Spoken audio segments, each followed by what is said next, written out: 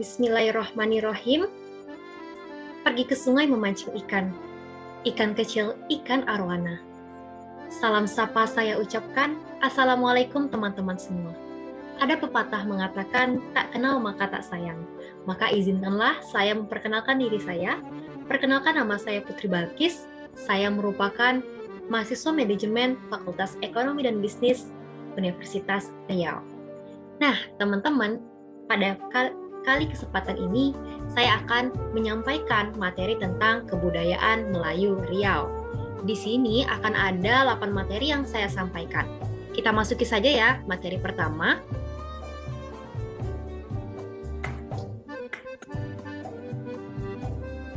Nah, materi pertama itu tentang kerajaan-kerajaan Melayu di Riau. Nah, semua kerajaan-kerajaan Melayu di Riau ini menunjukkan bahwa masyarakat Riau pada masa itu telah mempunyai peradaban yang tinggi, sehingga orang-orang Melayu sudah dikatakan telah mempunyai ilmu pengetahuan, baik ilmu pengetahuan umum maupun ilmu pengetahuan agama. Karena jika kita baca sejarah dari kerajaan-kerajaan Melayu di Riau, terlihat megah dan mencapai puncak kejayaan pada masa itu. Nah, di sini mungkin teman-teman pada bertanya, apa-apa saja sih kerajaan yang ada di Riau? Nah, di sini saya udah rangkum dalam satu materi. Yang pertama yaitu Kerajaan Kandis. Kerajaan Kandis atau dalam bahasa Minang, Kabau, yaitu Kerajaan Kandis adalah salah satu kerajaan tertua di Nusantara yang pernah berdiri di Sumatera, yang diperkirakan berdiri pada tahun 1 sebelum Masehi yang terletak di Koto Alang, masuk wilayah Lubuk Jambi, Kabupaten Kuantan, Singingi, Riau. Nah, yang selanjutnya ada Kerajaan Kuantan. Kerajaan Kuantan pada dasarnya merupakan kelanjutan dari Kerajaan Kandis itu sendiri. Pada masa Kerajaan Kuantan, ibu kota dipindahkan dari Padang Candi ke Sintu, yaitu suatu tempat di seberang kota Teluk Kuantan sekarang. Tidak dapat diketahui secara pasti kapan berdirinya Kerajaan Kuantan itu tersebut. Nah, selanjutnya ada Kerajaan Gosip. Kerajaan Gasip atau Siak Gasip diperkirakan telah berdiri pada abad ke-14 atau 15 Masehi. Pusat kerajaan Kutai terletak di tepi sebuah anak sungai bernama Gasip. Tempat ini berada di hulu Kuala Mandau sekarang ini. Kerajaan Gasip menguasai wilayah sepanjang sungai Siak mulai dari paling hulu yaitu Bukit Suligi Tapung sampai Bukit Langga Tapung Kanan. Nah, yang selanjutnya ada Kerajaan Sejati. Kerajaan Sejati adalah kerajaan yang didirikan oleh Tuk Jayosati, cucu dari Maharaja Olang dari Kuantan. Penduduk Kerajaan Segati beragama Hindu atau Buddha. Kerajaan Segati dulunya berada di daerah hulu Sungai Segati, 15 km dari negeri Langgam sekarang di tepi Sungai Kampar, Riau. Nah, selanjutnya ada Kerajaan Indragiri. Nama Indragiri berasal dari nama anak sungai di tempat didirikannya kerajaan ini, yaitu Sungai Pangandaran Diri. Pendapat lain mengatakan nama Indragiri berasal dari bahasa Sanskerta yang berarti kerajaan negeri Mahlinggai. Nah, yang selanjutnya ada Kerajaan Siak Sri Indrapura. Pada awalnya, kerajaan ini bernama Pekan Tua karena berada di daerah bernama Pematang Tua. Didirikan sekitar tahun 1380 Masehi oleh raja pertamanya yaitu Maharaja Indra.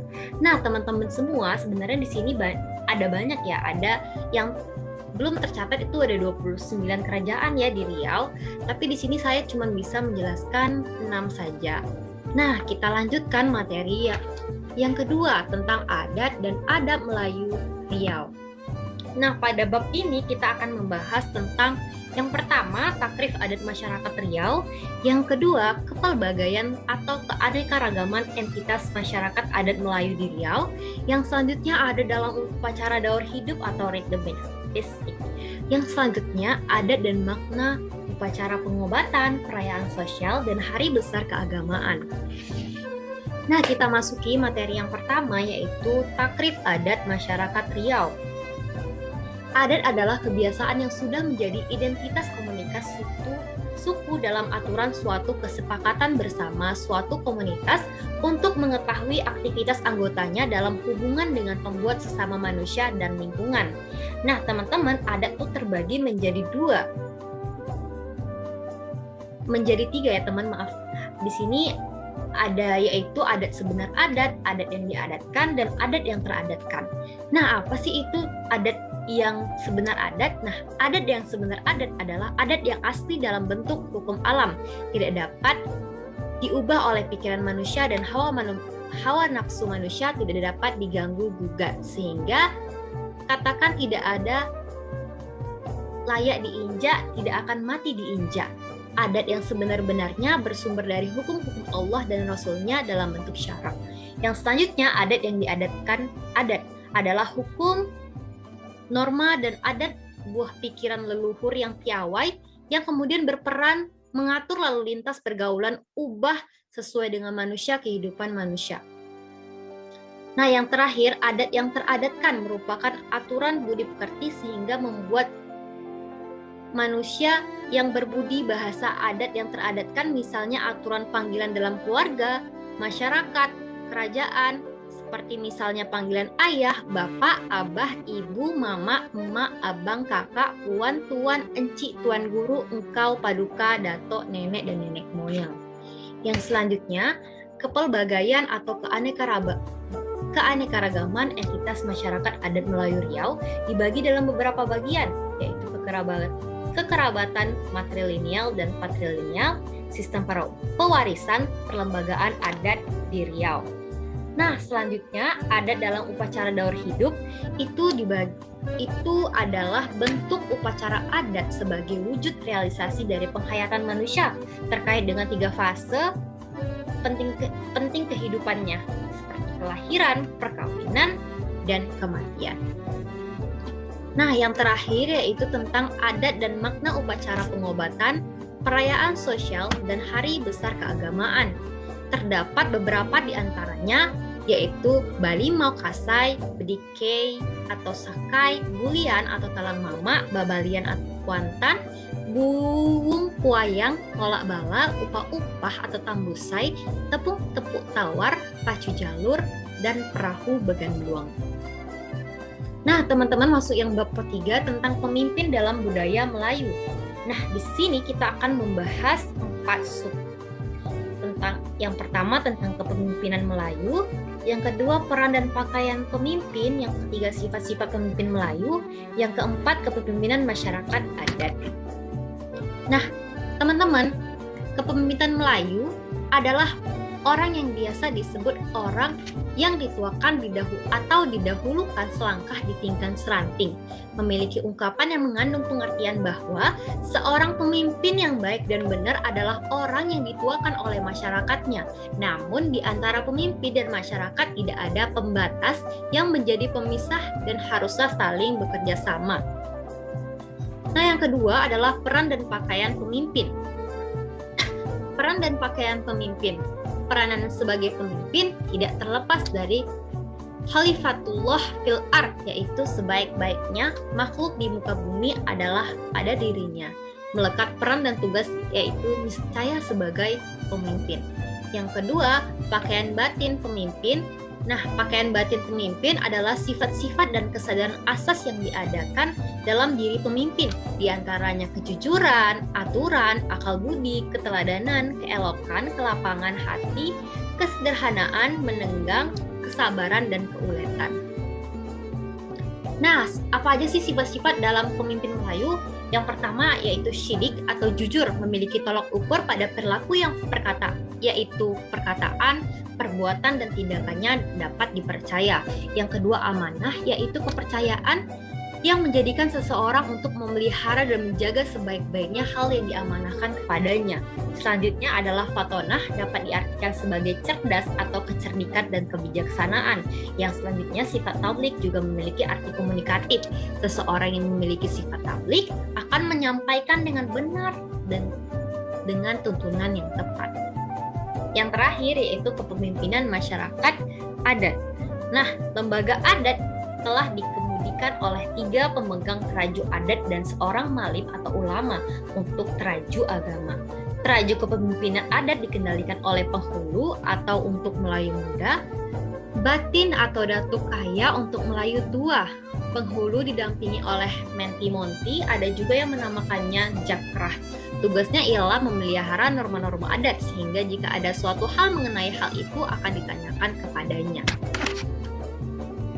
Nah, teman-teman,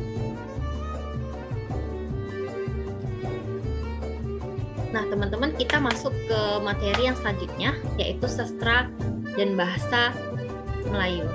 Nah, kesantunan dari kata santun bermakna kepribadian yang halus dan baik budi bahasanya maupun tingkah lakunya. Dapat juga orang yang sabar dan tenang atau sopan. Orang tersebut penuh rasa belas kasihan dan suka menolong. Kesantunan disebut juga dengan adab, yakni sebutan tingkah laku serta tutur kata yang halus atau sopan, budi bahasa dan budi pekerti.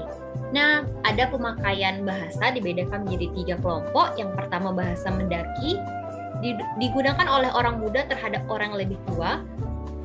Selanjutnya, bahasa mendatar, digunakan antar sebaya. Bahasa menurun digunakan oleh orang yang lebih tua atau lebih tinggi kedudukannya terhadap yang lebih muda. Nah, teman-teman, di sini kita akan mengenal Arab Melayu. Apa sih Arab Melayu itu? Arab Melayu adalah aksara utama dalam penyebaran bahasa Melayu di Nusantara yang sepantun dengan dakwah syiar agama Islam pada abad ke-12 Masehi. Kebangkitan Arab Melayu pada tahun 2002, Barisan Pemuda Melayu Riau membuat inovasi baru di Pekanbaru. Dalam kegiatan rapat kerja pimpinan internal organisasi itu, dipasangkan backdrop yang semuanya bertulisan Arab Melayu. Hal ini mendapat apresiasi yang luar biasa dari Bupati dan Wali Kota Riau yang merasa terpanggil semangatnya untuk kemudian secara serentak mengubah papan nama kantor masing-masing dengan aksara Arab Melayu. Jadi tak heran ya kalau kita ke Riau, itu papan nama dari kantor tuh banyak yang beralap Melayu gitu ya teman-teman. Nah, bahasa Melayu berkias. Orang Melayu menggunakan ungkapan-ungkapan khas dalam bahasa Melayu setempat seperti petatah, petitih, dan peribahasa lainnya. Tak heran ya teman-teman kalau kita ketemu sama orang Melayu tuh banyak banget yang menggunakan pepatah gitu ya kata-katanya. Nah, orang Melayu juga cenderung berpikir metaforik dalam berkehidupan sosial, dalam arti mengatakan sesuatu secara tidak langsung menyebut kasaran. Hal ini berhubungan dengan sifat santun, pemalu, dan ragam emosi yang suka menghindar dari pertikaian. Teman-teman, nah dalam hubungan berpikir atau metaforik, orang Melayu menggunakan lambang sosial budaya yang khas. Sirih pinang menjadi sebutan lengkapnya sirih, pinang, kapur, tembakau, dan gambir. Di samping sebagai makanan juga menjadi lambang kehidupan dan kegiatan sosial. Nah, sastra Melayu itu apa sih teman-teman? Sastra Melayu mengandung pengertian semua sastra berbahasa Melayu yang pernah ada di sepanjang sejarah, mulai dari tradisi lisan, tradisi aksara atau tradisi tulis, dan tradisi kelisanan kedua, atau disebut juga zaman postmodernisme. Sastra Melayu terbagi menjadi 2, sastra Melayu klasik dan sastra Melayu modern. Nah, kita lanjutkan materi selanjutnya yaitu tentang kuliner Melayu Riau. Nah, makanan Melayu. Orang Melayu mengatur segala aspek kehidupannya dengan budaya, termasuk hal makanan. Makanan bagi orang Melayu juga menciptakan identitas atau jati diri sebagai Melayu. Cita rasa khas dalam suatu makanan dianggap sebagai cerminan budaya sekelompok orang. Penamaannya juga sering dikaitkan dengan peristiwa-peristiwa yang terjadi dalam kehidupan orang Melayu. Orang Melayu menjadikan nasi putih sebagai makanan pokok sehari-hari, dilengkapi dengan lauk pauk dan sayur mayur sebagai pelahap makanan. Sebagai penambah selera, disertakan dengan berbagai jenis sambal seperti sambal belacan, cencalu, dan ulam seperti putik buah, umbi, dan dedaunan. Bersama-sama hidangan lauk disediakan juga air minuman. Nah, nilai-nilai dalam makanan Melayu. Yang pertama, dalam pengolahannya, seseorang perempuan dilihat telah mampu menjadi seorang istri ketika tata cara menyiang ikan sesuai dengan aturannya. Yang kedua, seseorang yang lebih dahulu selesai makan tidak baik meninggalkan majelis sebelum semua orang selesai makan. Nah, ini tentang adab ya teman-teman. Yang ketiga, menyudahi makan. Dalam praktiknya seseorang Melayu mengucapkan syukur kepada Allah. Selain itu, pinggan makan digunakan mesti dibasahi dengan air basuh tangan. Nah, banyak sekali ya makanan-makanan Melayu yang seperti kita lihat di Pekanbaru ya. Ada roti jala, ada asidah, kue bangkit, roti canai, bolu komojo, ikan jalai, lempuk durian, mie sagu, cencalu, sup tunjang, dan lain-lain banyak ya teman-teman. Nah, bab 6 ini kita akan membahas tentang kesenian Melayu. Nah, kesenian Melayu adalah ekspresi dari kebudayaan masyarakat Melayu. Di dalamnya terkandung sistem nilai Melayu yang dijadikan pedoman dan tujuh ajar dalam kebudayaan. Nah, kesenian Melayu didefinisikan sebagai hal-hal yang menyangkut hasil olah rasa dan raga orang Melayu dalam mengekspresikan bentuk-bentuk hasil proses penghayatan yang indah, menyenangkan, dan bisa memberikan kepuasan baik kepada pribadi penciptanya maupun kepada para penikmat. Nah, filosofi kesenian Melayu Riau itu sendiri, kesenian berhubungan erat dengan masyarakat. Bronislaw Kasper Malinowski dan Melville Jens Herskovits memaparkan bahwa segala sesuatu yang terdapat dalam masyarakat ditentukan oleh kebudayaan yang dimiliki oleh masyarakat itu sendiri. Pendapat ini sejalan dengan kesenian Melayu yang lebih hakiki. Kesenian Melayu mengutamakan nilai kemelayuan sehingga seni tidak dapat membebaskan diri dari nilai jati orang Melayu itu sendiri. Nah, jenis-jenis kesenian Melayu banyak ya. Ada seni tari, seni musik, seni rupa, seni teater, dan seni sastra. Seni tari seperti tari zapin, tari cecah inai Melayu Riau, tari badeo Melayu Riau, dan banyak lagi ya teman-teman. Kalau untuk seni musik ada banyak ya teman-teman. Ada lagu Soleram, lagu Laksmana Raja di Laut, lagu Selayang Pandang. Nah, kalau misalnya alat-alat dari seni musik itu sendiri, ada rebana, ada gambus, ada saluang, kardeon, gendang, gong. Nah, untuk seni rupa ada kerajinan tekad Melayu Riau, kain tenun Melayu Riau, kerajinan anyaman Melayu Riau, seni ukir selembayung Melayu Riau. Nah, untuk seni teater itu sendiri ya teman-teman, ada teater Mak Iyong. Kita sering dengar ya teman-teman, teater Mak Iyong. Nah, untuk terakhir, untuk seni sastra sendiri banyak ya teman-teman. Nah, seni sastra itu ada dua juga, ada klasik dan modern. Nah, yang selanjutnya pakaian adat Melayu Riau. Asal-usul pakaian Melayu Riau, jenis-jenis pakaian Melayu, keunikan, dan nilai-nilainya. Nah, pakaian merupakan simbol budaya yang menandai perkembangan akulturasi dan kekhasan budaya tertentu. Pakaian dapat pula menjadi petanda bagi pemikiran masyarakat, termasuk pakaian tradisional masyarakat Riau. Pakaian tradisional Riau terdiri atas pakaian harian dan pakaian resmi atau pakaian adat. Jenis-jenis pakaian Melayu Riau itu adalah ada pakaian adat resmi. Nah, pakaian adat resmi, pakaian upacara adat, pakaian upacara pernikahan, pakaian adat tradisional Riau, pakaian adat orang tua, pakaian adat dewasa, pakaian adat anak-anak.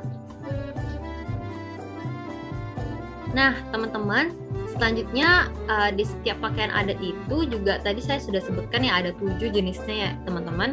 Nah, di sini kalau untuk pakaian adat resmi itu hanya digunakan untuk pertemuan atau kunjungan resmi dengan kerajaan lain. Pakaian adat resmi untuk laki-laki itu cekak musang, dan untuk perempuan kebaya laboh. Pakaian upacara adat hanya boleh digunakan pada saat upacara adat. Untuk laki-laki memakai baju kurung cekak musang yang dipadukan dengan sarung dan kopiah. Sementara itu pakaian adat untuk perempuan adalah baju kurung tulang belut atau baju kebaya laboh cekak musang. Kalau untuk pernikahan, untuk mempelai prianya baju kurung cekak musang yang dipadukan dengan sarung dan kopiah. Nah, selanjutnya teman-teman, selanjutnya kita akan membahas keunikan dan filosofi warna pakaian adat Riau. Nah, hitam melambangkan kesetiaan, ketabahan, jujur, dan bertanggung jawab. Merah darah melambangkan kepahlawanan, keberanian, taat, dan setia kepada raja dan rakyat. Merah memiliki arti bagi masyarakat Kecermelangan. Kuning keemasan melambangkan kebesaran, otoritas, dan kemegahan. Hijau lumut melambangkan kesuburan, kesetiaan, taat, dan patuh terhadap ajaran agama. Warna baju hijau lumut sering dipakai oleh kaum bangsawan Tengku dan Puan. Nilainya terdapat nilai sosial, nilai budaya, dan nilai tradisi. Nah, yang bab ke-8 kita akan membahas tentang nilai asas ekonomi Melayu dan sistem ekonomi tapak 8. Nah, di sini tapak 8 itu apa sih? Tapak 8 adalah sebutan sumber mata pencarian yang terdiri 8 tapak atau titik mata pencarian atau 8 sumber pendapatan. Yang pertama ada berladang atau bersawah untuk pemenuhan keperluan bahan makanan pokok. Misalnya masyarakat rawa atau pesisir. Ada pula jenis pekerjaan menanam ubi atau berkebun jagung atau sayur-sayuran.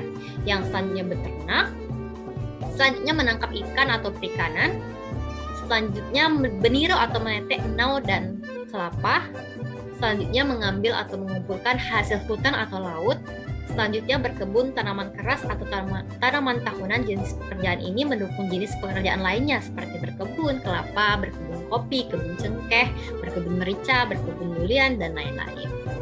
Selanjutnya ada berniaga atau berdagang, selanjutnya ada bertukang. Nah, teman-teman, di sini bab yang ke-8, ekonomi Melayu dan etos kerja. Sistem ekonomi Melayu. Bagi orang Melayu yang tinggal di desa, mayoritasnya menjalankan aktivitas pertanian dan menangkap ikan. Aktivitas pertanian termasuk mengusahakan tanaman padi, karet, kelapa sawit, kelapa, dan tanaman campuran. Orang Melayu yang tinggal di kota kebanyakan bekerja dalam sektor dinas atau sebagai pekerja di sektor perindustrian, perdagangan, dan pengangkutan, dan lain-lain. Bagi orang Melayu yang tinggal di desa, mayoritasnya menjalankan aktivitas pertanian dan menangkap ikan. Nah, etos kerja masyarakat Melayu itu disebut dengan semangat kerja yang lebih tinggi. Semangat yang mampu harkat dan martabat punya untuk duduk sama rendah, tegak sama tinggi. Nah, di sini juga ada konsep etika kerja dalam budaya Melayu, biar lambat asal selamat, tidak lari gunung dikejar, awal dibuat, akhir diingat. Pandangan orang Melayu terhadap harta itu gimana sih teman-teman? Pandangan orang Melayu terhadap harta benda pada umumnya sangat terpengaruhi oleh ajaran Islam, sehingga term-term yang digunakan untuk mencari harta tersebut banyak mengandung simbol-simbol Islam. Nah, teman-teman, itu ada 9 ya materi yang sudah saya sampaikan. Tadi saya salah ketik ya teman-teman. Sebenarnya ada 9. Terima kasih atas perhatiannya teman-teman semua. Saya akhiri dengan wabillahi taufiq wal hidayah. Wassalamualaikum warahmatullahi wabarakatuh.